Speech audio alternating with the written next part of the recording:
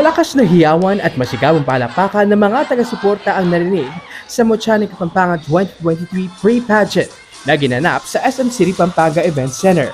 22 kandidata mula sa 22 bayan at lungsod sa Pampanga ang nagpamalas na ganda, galing at talento sa harap ng mga Kabalen fans at supporters.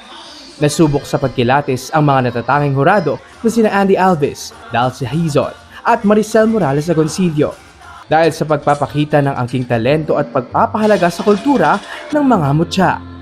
Mula sa pag-indak, pag-arte, pagtugtog ng instrumento,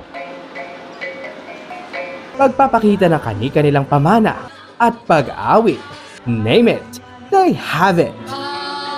Bumungad sa entablado ang mga makatang intro ng mga kandidata. Adwang pulot at lumbanwa, inmetong karimpe kapalagong sulag pawan kinyaton, asin muluning makuling kultura at masulong ang ekonomiya. Kung saan ipinagmalaki nila ang mga natatanging lutong Kapampangan.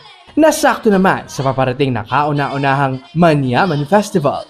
Kayo pong takman ng malutong at chicharon, at makandita naman po king manyaman na pansit-luglog at halo-halo ng razon.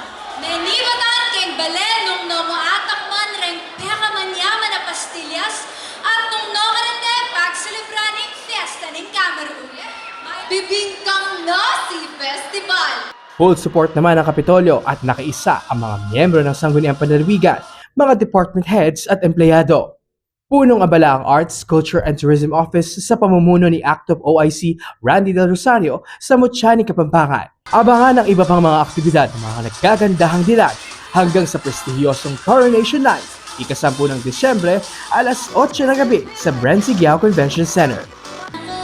Para sa Balita Pampanga, Gerald Gloton.